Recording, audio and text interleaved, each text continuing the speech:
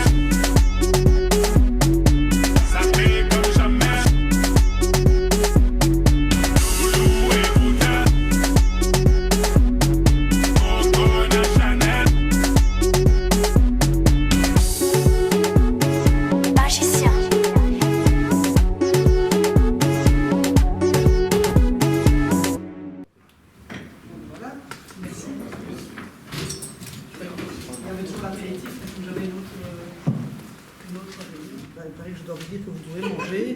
Donc, bon appétit, que je parle. C'est pas parce que je ne mange pas que vous ne pouvez pas manger. Donc oui, bon appétit. Voilà. Je pense que Viviane a faim, donc elle se... Voilà. Et donc voilà, dans le renforcement de voilà, cet espace qui, pour moi, est vraiment important, notamment la personne de l'administration qui en est en charge. Et la deuxième partie était plus informelle, c'était peut-être par rapport à ces sujets-là et les différentes intentions et projets, vous entendre sur justement les idées ou les propositions ou les besoins dans ces secteurs que vous pouviez identifier, puisque je sais que vous êtes dans le monde médiatique et en même temps vous êtes aussi très en lien avec l'ensemble des diasporas, de la population congolaise, etc. Alors, la première décision, et j'en suis ravie, parce que quand j'ai été au Congo,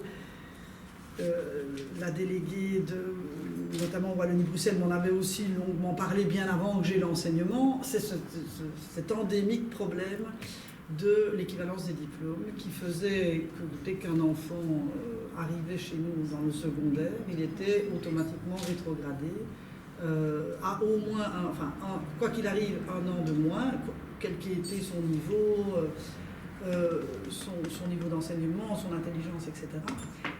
Et parfois 2 ans, notamment quand on était dans des orientations qui n'étaient pas correspondantes, dans le qualifiant, etc.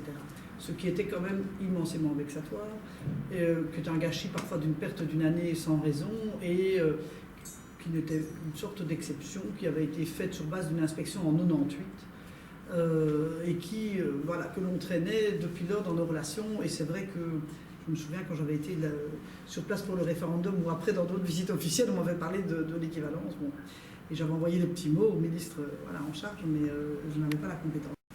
Voilà un petit peu les différents projets. Alors, sur l'équivalence, il y a notre responsable de l'administration qui peut répondre à des questions si vous le souhaitez. Mais je ne sais pas, peut-être, Madame Brailly, comme vous êtes là, si vous voulez peut-être ajouter un mot par rapport à ce qui se fait et les éléments que vous trouvez importants, justement, dans les différents domaines culturels.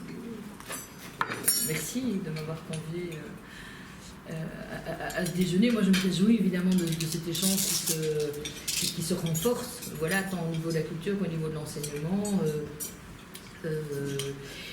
Donc c'est vrai que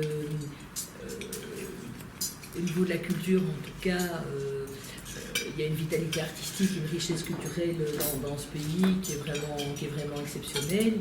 On a non seulement des artistes, mais aussi des opérateurs culturels qui se battent quotidiennement et aux côtés desquels nous sommes. Et donc, nous travaillons en véritable partenariat avec nos partenaires congolais, que ce soit en culture, en enseignement et dans tous les autres domaines. Je pense que c'est vraiment la patte Wallonie-Bruxelles, d'autant plus que l'équipe est uniquement congolaise, comme vous le savez ou que vous ne le savez pas. Et donc, oui, moi je me réjouis de cet échange, notamment en culture, qui se renforce. Et moi je rêve depuis que je suis là que non seulement de grands artistes congolais, quand je dis des grands artistes, pas nécessairement les plus connus, puissent venir en Belgique ou en Europe, ou des échanges sud-sud, on est très échanges sud-sud aussi. Mais c'est pas facile pour eux, notamment pour la question des visas. Et je rêve aussi que de grands artistes de la Fédération Wallonie-Bruxelles viennent au Congo, non seulement montrer leur spectacle, mais aussi organiser des workshops, etc. Et je sais que de part et d'autre, en fait, les artistes sont très demandeurs d'échanges, évidemment. Un artiste qui n'échange pas se meurt, évidemment. Donc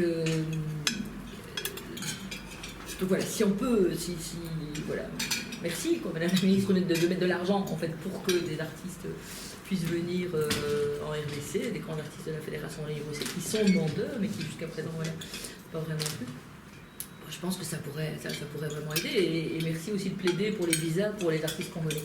Parce que ça, c'est un autre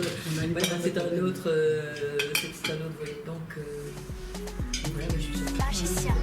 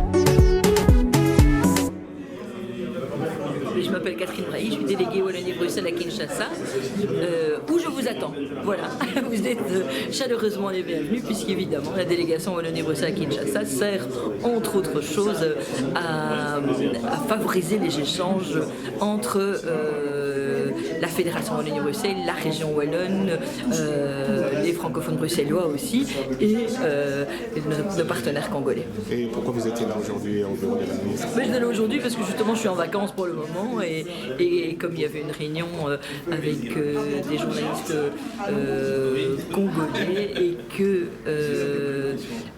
l'équivalence des diplômes est acquise maintenant entre l'enseignement congolais et de Fédération Wallonie-Bruxelles.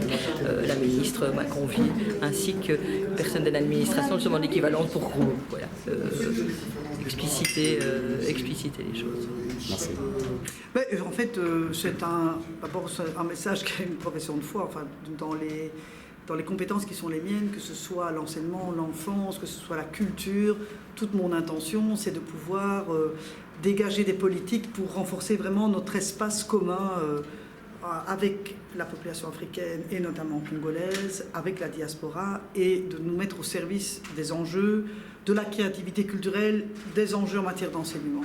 Et donc, il y a plusieurs choses. Donc, à la fois, c'est vrai que j'ai voulu mettre un terme à quelque chose qui était très inique, qui était très stigmatisant. C'est qu'il n'y avait que pour le Congo que quand un jeune venait et s'inscrivait dans le secondaire chez nous, et ça fait quand même 250 jeunes par an, on le rétrogradait systématiquement en matière d'équivalence. Donc, on a mis un terme définitivement à cela sur ma proposition. Et donc, désormais, tout jeune Congolais qui vient s'inscrire dans l'enseignement secondaire pourra arriver au niveau d'enseignement qui est équivalent à son âge, quel que soit ses diplômes ou l'origine de son enseignement. Ça me semblait indispensable. 2, c'est que j'ai vraiment envie de renforcer fortement, notamment dans les matières culturelles, les échanges et la promotion, la diffusion, la valorisation, la visibilité de la culture et des artistes africains et congolais, à la fois en renforçant le soutien aux politiques qui sont en tout cas sur place, notamment via le centre Wallonie-Bruxelles, pour aider beaucoup plus à l'émergence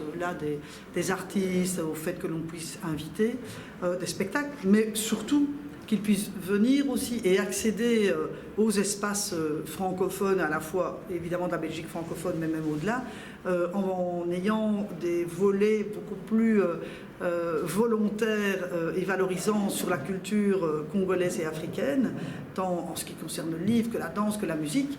Donc on va demander d'avoir un vrai volet au niveau des francophonies, qui soit un vrai volet congolais. La même chose, nous allons inviter les représentants de la littérature congolaise, notamment à la Foire du Livre. Mais plus fondamentalement, l'idée est à partir de 2016, et ça de manière exponentielle et structurelle, de lancer l'idée d'un festival de la culture africaine, avec les grands espaces aussi pour la culture congolaise, et où là on aurait la possibilité de pouvoir rendre beaucoup plus visible, plus coordonné, avec un soutien plus majeur, toutes les initiatives des jeunes, des moins jeunes, dans tout le secteur artistique, qu'ils viennent de l'Afrique ou du Congo, qu'ils soient ici dans la diaspora, et qu'on en fasse une vitrine stimulante, valorisante de toute cette richesse culturelle qui doit pouvoir évidemment s'adresser à tout le monde. Et ça, c'est quelque chose qui manque, je pense, ici, et qu'on pourrait vraiment faire avec l'ensemble des opérateurs culturels d'origine congolaise ou africaine.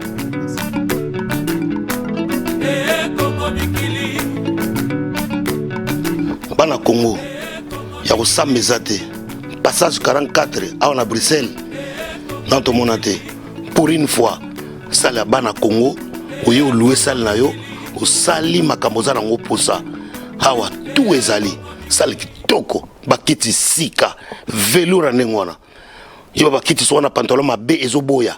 Olungu fana mona kiti non, pas toi. Donc faut changer pantalon. Donc pena non kiti pantalon na se makasi o vanda te. Pour ça les qui na propreté mona to monate. Na Bruxelles.